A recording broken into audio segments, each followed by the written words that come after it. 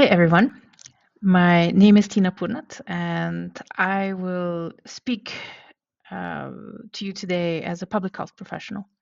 So, we use the information ecosystem to exchange information, but the reason that it impacts us in profound ways is because the ecosystem is socially constructed and it is important to us because of the social context and the relationships and norms we make within the ecosystem. And that's actually even more important to us than the mere exchange of information. And public health is an evidence based profession that tackles complex societal and population level dynamics and ultimately works to improve people's health and well being. And when we talk about health and the health of the information ecosystem, we're actually putting on a hat of a public health professional in the information space. So, in my talk, I will walk through our current ways of thinking about the information ecosystem and how public health frameworks can help tackle different aspects and challenges of the information ecosystem. Now, during the early months of the COVID 19 pandemic, we have all experienced how essential to our well being and our feelings and our connections the information ecosystem is. And the rapid evolution of technology and how it affects how information is shared can generate a lot of anxiety. But this anxiety is not only due to false news, false information, and misinformation on our phones.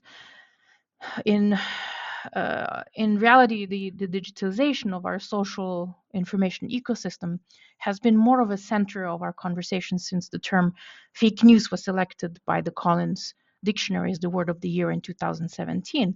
And that was the time when we experienced a confluence of several things happening at once.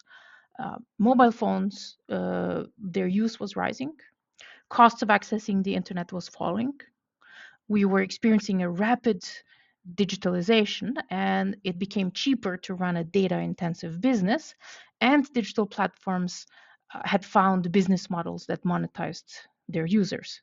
So, you know, on our planet, mobile phones are more ubiquitous than toilets. And digital platforms are plugged into our daily habits and they've impacted all of our attention spans, the relationship we have with our devices and with information, and even our cognitive frames and biases. Now, humans make sense of complex systems and challenges by breaking them down into simpler concepts that help our brains comprehend and understand them. And in actuality, we actually use cognitive shortcuts, representations, and biases all the time when we are processing and trying to understand information. And this is also why we've been using a lot of different metaphors when we've been describing the modern information ecosystem. So early in my career, I worked with an epidemiologist who told me that all models are useful, and at the same time, all models are flawed. And we could say the same about metaphors. They're useful to help us explain one aspect of the information ecosystem and how it impacts us. But on the other hand, we also need to stay aware that there is no one unifying metaphor to explain the universe or the information ecosystem. And we should be aware of our own cognitive biases when we're constructing and using these metaphors. And, why am I bringing this up? Why is this important? Because when we explain the world through a metaphor, it helps us discuss the phenomenon, but it also directs us to a certain type of solutions that are um, inadequate in this complexity, and they cannot be magic bullet solutions for a problem we knowingly simplified when we conceptualized it. So, for example, especially during COVID 19, many of us were probably, for the first time in our lives and in real time, experiencing the rapid diffusion of information and rumors at large scale. And it felt like we were dealing with an information virus that was spreading misinformation even more rapidly than the unknown and scary COVID 19 was spreading among our physical connections. But when we see the issue as viral pieces of content and misinformation, we also then focus on who started it and who's clicking to spread it. And it takes a short few jumps in our thinking to see as a solution deplatforming of the misinformation spreaders and removal of content from the internet as the ways to address the harm from misinformation. And if we take this to the extreme, then we see how such thinking can lead to regulators and watchdogs obstructing freedom of expression and misusing the rhetoric of the fight against misinformation to violate human rights. So, UNESCO, for example, is the United Nations agency that has been warning about instances, actually, many instances, when the fight against misinformation was used to crack down on journalists.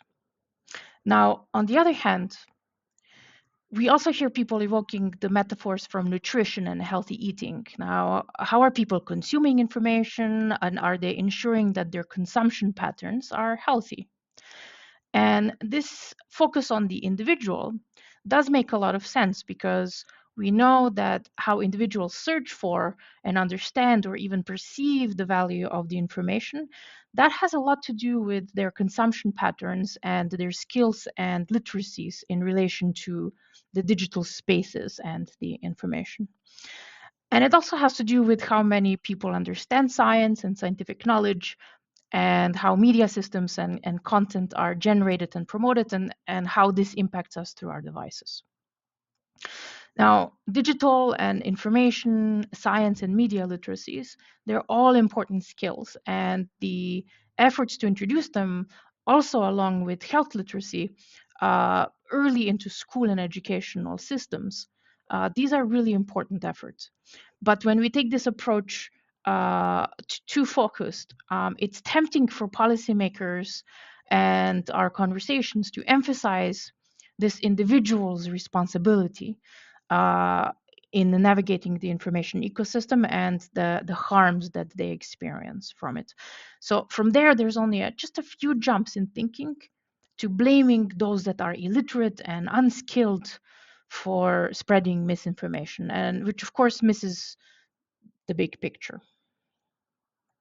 Now, we've also heard a lot about how it's important to adopt good information hygiene habits. So, like, if we wash our hands after we've been to the bathroom, then what's the equivalent of promoting good information hygiene online? Well, we've seen a lot of emphasis on fact checking and pausing before we click on the share button for any piece of information. And, fact checking is a really important part of setting the record straight on the internet and in how information is explained. But only a small part of conversations in the information ecosystem are claims that can be fact checked.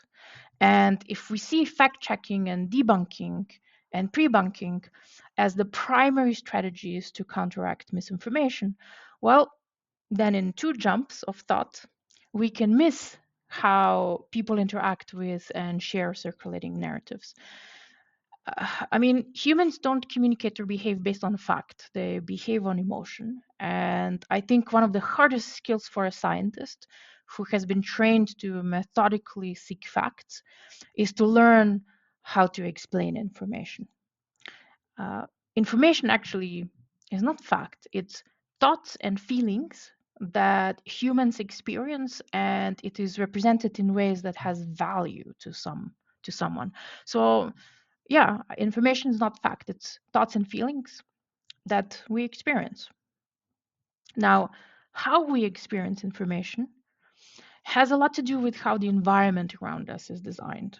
And the internet platforms have perfected the use of user experience design and their business models to wrap us all around in an experience.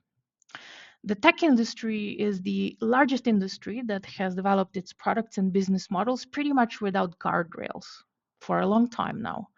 And a lot of our conversations and actions about technology and platforms, um, I think, are too reductionist and they don't really keep the industry accountable in this context. Platforms themselves have wanted to stave off consumer protection actions by arguing that the platforms basically can effectively regulate themselves. But then we see, in very short periods of time, really big shifts in how platforms approach content moderation and their moderation policy enforcements. And not only this, there's also huge limitations that have been imposed on access to data for researchers that are trying to assess information harms on platforms as well. So when we talk about regulating platforms and introducing guardrails, we must be aware that governance models can include more holistic and representative forms of accountability and policy, and no one actor in the ecosystem really can do it alone. So if we can't rely on platforms to self-regulate, we also need to understand the information system's current cross-border and commercial nature. On one hand, information knows no borders and hubs platforms and geographies. Different countries are putting in place legislation and regulation of the platforms, and sometimes in very comprehensive ways, like in the European Union, and sometimes more pointed at specific activities and harms and populations, expanding basically consumer protections. Um, so when the European Union introduced their package of different acts on digital services and data and technology, there was a lot of curiosity about how this would impact the international business of the platforms. But we haven't seen the so-called Brussels effect on how platforms do business and moderate their products globally. I mean, it kind of makes sense, right? The business models of the platforms, they emphasize growth in the low and middle income countries and in markets that are not English speaking. And those are also the markets with weak or no consumer protections. So after the European Union regulations took effect, the platforms have increasingly fragmented their product delivery and moderation actions. They behave and they interact with users differently depending on what region you're talking about. And this isn't only about the platforms that, for example, are being sued in European Union or in the US. TikTok, for example, in China has all the features protecting teens from addiction, for example, but in the rest of the world, TikTok has gone full on with its what they call actually the crack version of TikTok. So how platform moderate, how they enforce moderation is also different depending on the country or region. And we've seen from experience that internet platforms would invest into content moderation and related tools only for the markets where there's regulation. And you've probably heard by now an old example from a few years ago that Facebook spent 87% of its content moderation funds on the US. Although most of its users live outside of the US and don't use English as a language on the platform. And that was at a time when Facebook was feeling pressures from US regulators to do something about misinformation on their platform. And that's definitely changing now. So every market we need to think about the fact that every market that functions properly uh, actually has guardrails and regulation in place. And countries are coming very late to the table on these topics. But we also need to understand the limitations of national and regional based regulations of businesses that operate and impact their users across borders. Another area of technology related discussions is the conversations around generative artificial intelligence and how it is or will impact the information ecosystem. I see a lot of misguided expectations that large language models or generative AI tools can be modified and redesigned to be more factual.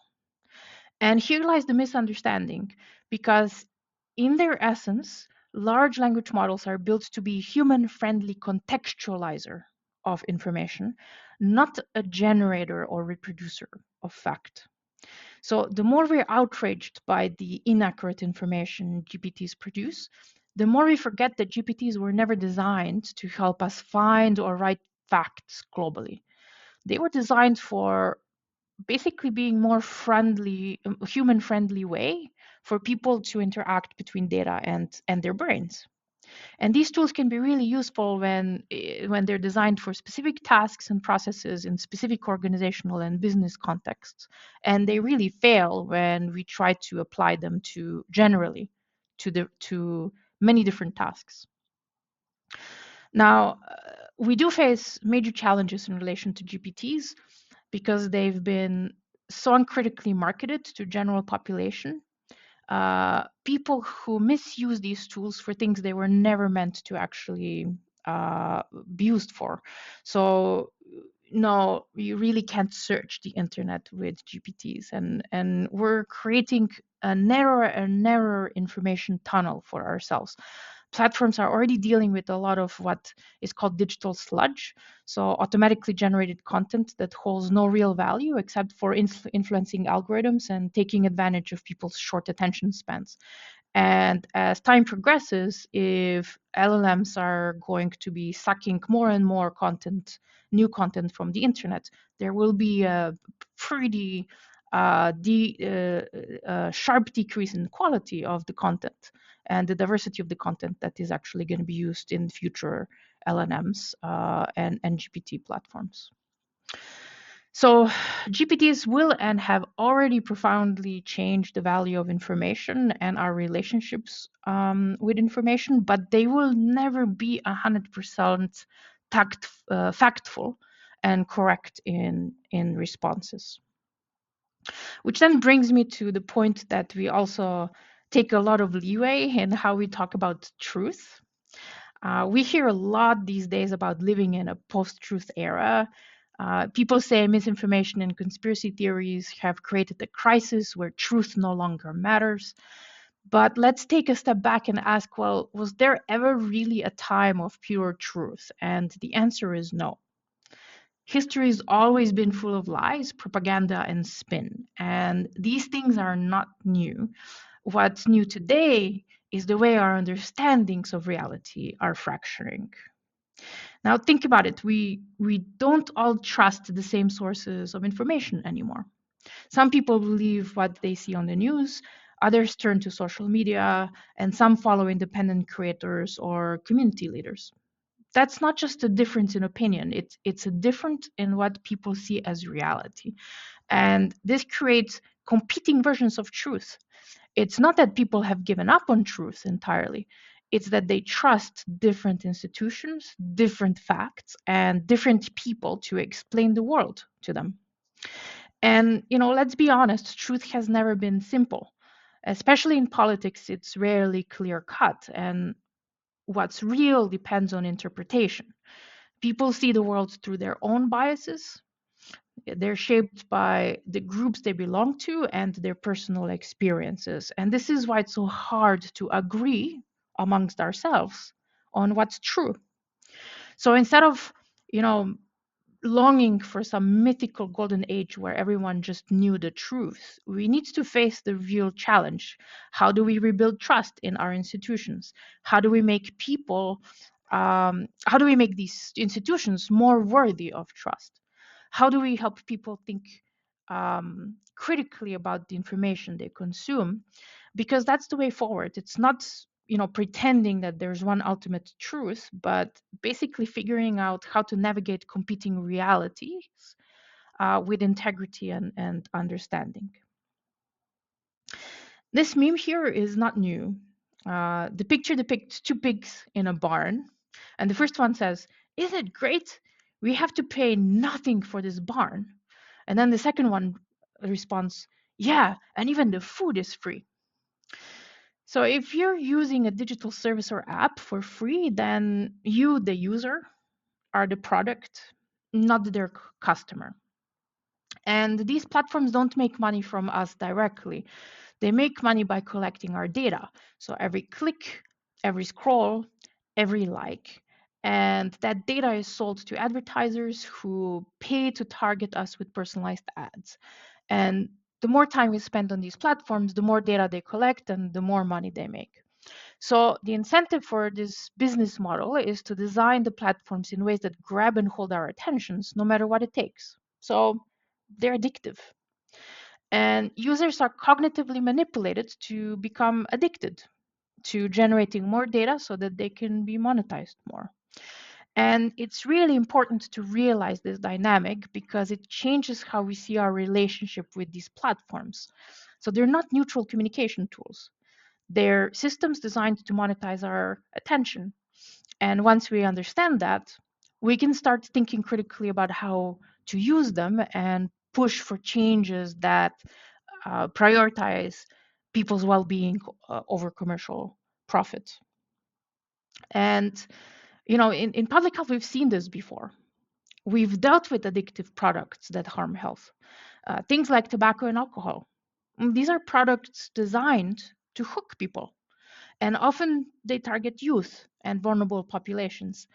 And when the harm became undeniable, we took action as a society and as public health profession. We banned cigarette ads, we raised the drinking age, and made it harder for these industries to profit of our most vulnerable communities. So now let's turn to social media. They're not just tools for connection, they're products that are built to keep us hooked. And their algorithms are designed to exploit our psychology, especially young people whose brains are still developing. It's addictive, and the harms are becoming clearer. Mental health struggles, body image issues, exposure to harmful content like disordered eating, self harm, and even toxic relationship dynamics. And teens know this, and many feel trapped by social media and they crave face to face interaction, but they fear social exclusion if they disconnected. And often parents are not equipped to address this at all. When social norms are driving this feeling, the fear of being excluded because we take healthy actions, then the only way to change our social norms is to regulate and limit the use of the harmful products at a collective level. Uh, Australia, for example, has already taken a very, very courageous step. They banned social media for kids under 16. And, their law isn't perfect, but it draws a very clear line that children's health comes before platform profits. And, the responsibility shouldn't fall solely on parents. It's impossible for families to counter the power of billion-dollar platforms alone.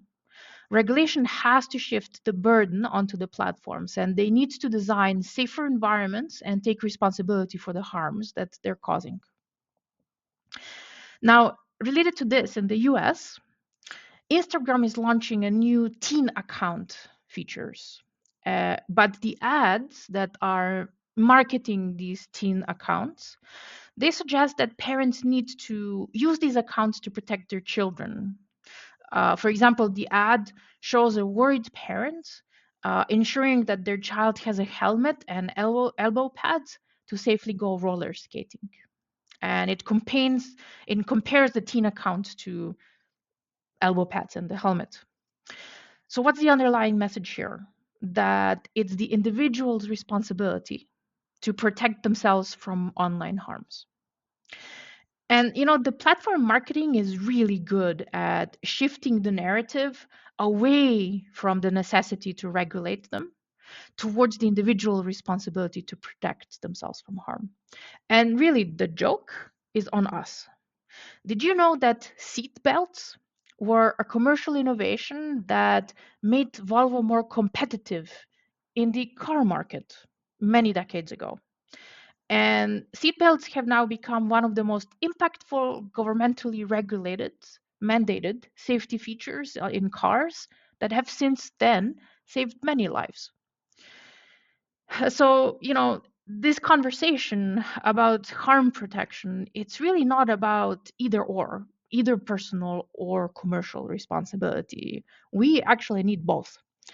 So, the message is clear. If a product harms health, whether it's tobacco, alcohol, or social media, we have a duty to step in and we have to limit its harms and protect the vulnerable.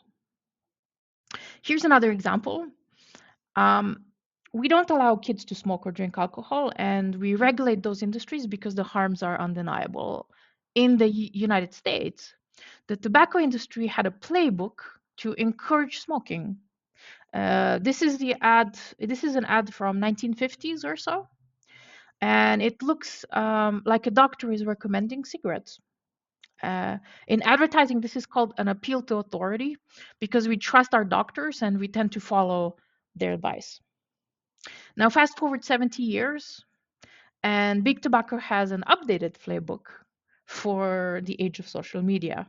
Now, vaping is advertised as sexy, convenient, and even healthy. So, the underlying values that are being pushed here to market the product are different, even if the misinformation they're pushing is the same. It's very similar. Uh, and this tactic is used by many companies that are peddling products and organizations that are peddling ideas in digital spaces. I also wanted to show this to you because public health strategies and interventions are often developed with the um, awareness that this is really complex, that most public health challenges, health and well-being challenges are very, very complex. Um, Social ecological model is basically thinking like layers of an onion where the individual is at the center of the onion and then they're wrapped by the layers of family and then community and then different systems and government and society. And here's, for example, a mapping of health harms of vaping based on the socio-ecological model. And when you unpack the consequences beyond just impact on an individual person's health, then it's easier to understand and research the different levers of harm that are being exploited. Uh, for example, across generations within families or in communities where their members are vaping in particular concentrated numbers and so on. So the socio-ecological model is used in public health quite often, specifically because it can help us show how factors that cause harm and how then harm is manifested, how they can look different depending on what layer of an onion you're looking at. And then strategies that address them can then often be designed to act at different levels concurrently. Here's another public health model that's been used quite often in public health in recent years. This is the information continuum. Now, one part of the challenge in the information environment is uh, indeed the content that is circulating among people and amplified by platforms. But in health, we've realized that if an institute of public health or a ministry of health or some other health organization tries to address mis and disinformation, they actually are not very well placed to do so. A lot of misinformation is driven by mistrust in governments and systems or by appealing to some specific identity people share with each other. And a health authority cannot address these directly, but other organizations or partners can because they're perceived as trusted counterparts in these discussions. But what we have learned is that we can be a lot more proactive in addressing people's questions and concerns and providing information when people are actively searching for it. This means that we meet people's information needs before their attention is turned away to alternative and possibly unreliable sources of information and mis and disinformation. Now, most of the interactions on the internet are actually on the left side of this continuum that I'm showing. And if we do want to be better at communicating science and life saving information, well, then we need to be much better interacting with how people express themselves and their information needs online. And if we're concerned about the impact of information and misinformation on an individual, so an individual person, then we also need to think through the complexity, even at the individual level. Um, Public health frameworks from environmental health can be very useful because they've also been used to thinking about how we regulate cleaning up pollution and toxins that are harmful to health. What I'm actually showing here is an analogy that is based on the exposome. And the exposome, basically, it can be defined as the measure of all of the different exposures of an individual in a lifetime and how those exposures relate to health. And by this same analogy, we also need to acknowledge the complex interactions between a person's risk factors and information seeking behaviors, their relative overload and exposure to different quality of information, and also the factors in the information environment that all contribute to a person's informational health. Um, so this is a very different way of looking at things than only looking at people's risk factors or only looking at information overload and exposure. And at the same time, environmental health can and this concept is also related to how in public health we deal with, for example, spills of chemicals and toxins into environment. You know, these impact humans directly, human health directly, and also through complex combination of biological and environmental interactions and people's susceptibility to different chemicals and toxins and a pollution. And a common approach to regulation here is to make polluters responsible and accountable for mitigating the harm and cleaning up the toxins and pollution that they caused, that they spread. Um, Regulations in this area also incentivize commercial actors, the polluters, to self-report environmental pollution due to their commercial activity and accidents. This is why we need to look at fostering a healthier information ecosystem at, well, the systems level. And the challenge here is that depending on what our areas of work or research are, we tend to focus on one piece of the puzzle, and really we need to become a lot more intentionally multidisciplinary in bringing science and practice much closer together. So, for example, most often I still hear people advocating for strengthening the yellow component in this model. So providing credible, accurate health information, it is key, but not sufficient to deliver information effectively to everyone and to ensure people use it and are resilient to misinformation. So I like to use this model when I talk to people, because instead of highlighting only one approach like communications or human-centeredness or building literacies or policy solutions, it forces our conversation to look at broader strategies that address different parts of the ecosystem and different pathways of harm that come from low quality information, misinformation, disinformation. So I do think that we do not talk enough about the commercial determinants of health, so the green part here, and business practices that lead to disproportional harms in some communities and platforms. And that's why I think we should be learning from the current discussions of commercial determinants of health. Also, when it comes to when we start thinking about how to tackle commercial products and practices in information ecosystem that harm health.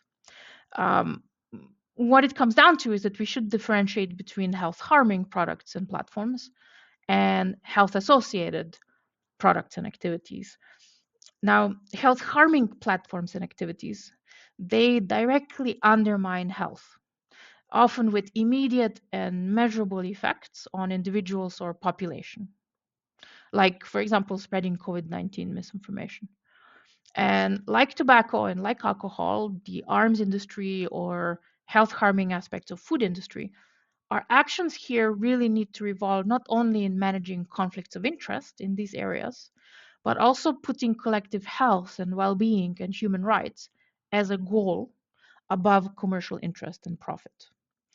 As a colleague of mine often says, if a company has one tobacco product in their line of hundreds, there is no white like black and white space, gray space. They still are profiteering from selling substances that kill people. Companies are health harming or they're not, and there is no option to be just a little bit health harming. So our policy options, regulation, and approaches will be based uh, on this, how we see the commercial actor. And then there's the products and activities that are associated with health, and they can lead to either favorable or unfavorable health outcomes. And now, depending on how products and activities are developed, how they're deployed, what business models they use, and so on, uh, they can be either supportive of health or not. So we should also think about health impacting apps and activities and products and platforms that create environments and conditions that shape health outcomes indirectly or cumulatively. So, for example, yeah, some of the apps are really also encouraging prolonged sedentary behavior. And here, our choices for action and mitigation on harm are different than in the other class of products and activities. So I intentionally talk here much more broadly than merely about information ecosystem and commercial actors and products here, because direct and more upstream determinants of well-being and health in relation to information, they are not very easily discussed. And we need to find better ways of tackling the commercial determinants of information. Um, Here's an analogy. If social enterprise exists within current commercial and capitalist systems to support community resilience and community health and community self-sufficiency, then we need to imagine how we approach commercial interests in the information ecosystem better. Now, I don't have magic easy solutions to propose here. I think we need to collectively discuss and address this together. And this symposium is a part of that discussion. I do, however, think that we need to think about who carries the risk and who benefits in the current information ecosystem. And in current business models, risk is pushed on the public while profits and benefits are privatized. I mentioned the social enterprise or cleaning up pollution because those are ways where we intentionally shifted the risk and the responsibility for harm to the commercial actors. And we shifted the benefit, we reassigned the benefits to the community and the collective. We also need to think about the power imbalance at play here. Now, just like in the case of commercial determinants of health, these platforms and technologies expose an enormous power imbalance. And this time between the tech companies and governments, and even more so also with public health or with communities. These platforms are global giants with really vast resources, transnational reach, and very little accountability. And their influence crosses borders, but the public health systems and governments are often limited to national or local responses. And this is a serious mismatch, and it raises serious questions. How can we hold these companies accountable when the harms they create, like mental health crisis and misinformation and addictive behaviors, when these harms don't stop at national borders?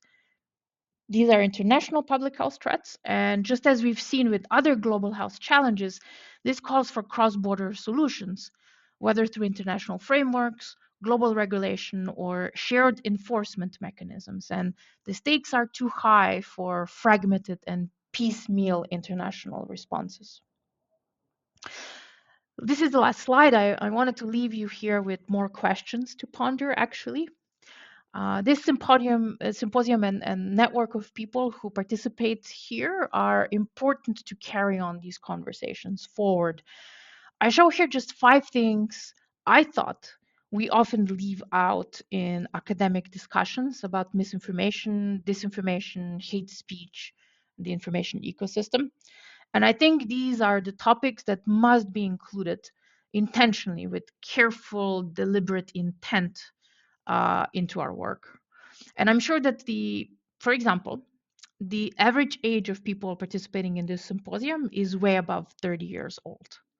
And we have a very different experience of the information ecosystem and social connectedness online than younger generations.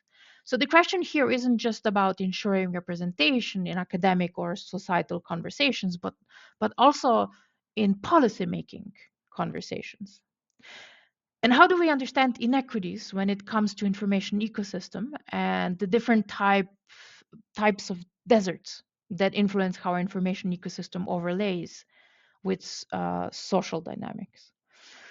We also do not talk enough about intimidation and the attacks and pressure that are put onto those people who work on promoting science and fact and mitigating harms of mis and disinformation in their communities or more broadly. Journalists and health workers have known this type of aggression for much longer, but attacks and hate speech on people who are doing their jobs are nowadays much more common and organized. And it's very easy to feel alone and vulnerable because this isn't just a matter for one person to protect themselves or one organization to counter doxing and attacks. So we need to ask ourselves, how will we collaborate and organize to address this better? And the last point I already talked about, what kind of social and commercial ecosystems do we want to foster and nurture to shift the information ecosystem to be more health supporting and health promoting? I will stop here. Thank you very much for your attention. And I hope this sparks and contributes to the conversations that you will have in the next few days. I'd be happy to connect with any of you on LinkedIn or on email, and colleagues will be sharing my contact details. Thank you very much.